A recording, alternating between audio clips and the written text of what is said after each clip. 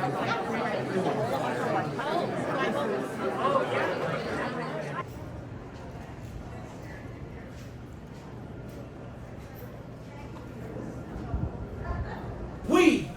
the people, communities of color, workers, migrants, grandfathers, abuelitas y abuelitos, mamas, daddies, elders, babies, young folks, indigenous ancestors, who have spent love, time, sweat, and tears praying, caring for these communities, for these barrios, we the people. This tree, this garden, this flower for generations, centuries, and time beyond Gregorian missionary calendars. Gentrification tours are us. Coming soon to a gentrified, displaced neighborhood near you. Corrina. Good afternoon, everyone. I'm Corrina Gould. I'm the tribal chair for the Confederated Villages of Lishawn Nation, a confederation of tribal people that were enslaved from Mission Dolores in San Francisco and Mission San Jose and Fremont, California. Grandmothers and grandfathers, creator and ancestors, we thank you for this day and this beautiful gathering of people.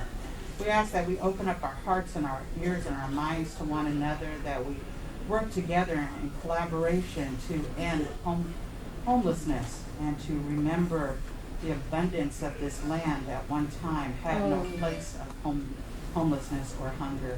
So we invite you all into today's conversation to recognize, to understand that poor people, indigenous people, self-determination is a solution to homelessness.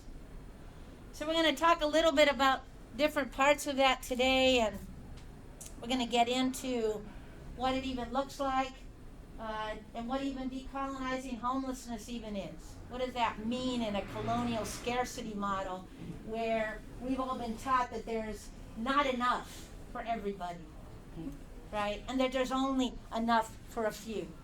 And other settler colonial laws like that.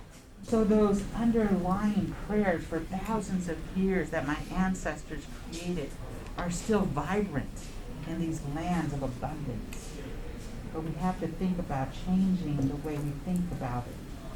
That it's not abundance for a few people, but there's an abundance for all of us. So I think about this work that Homefulness is doing and how we do this work in collaboration. Sogorea Te Land Trust is the first urban indigenous women-led land trust to be created in the country. Why is that important? Because our people could not preserve and protect that site at Sogorea Te. And for decades before that, we have been trying to preserve and protect our sacred sites and do education around the Bay Area. But our people were virtually homeless in our own homelands. As poor and houseless people, we have our own solutions. But we're not seen as experts.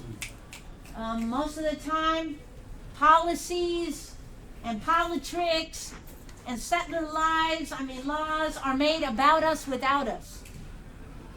But what we say is us poor peoples built these homes with a poem.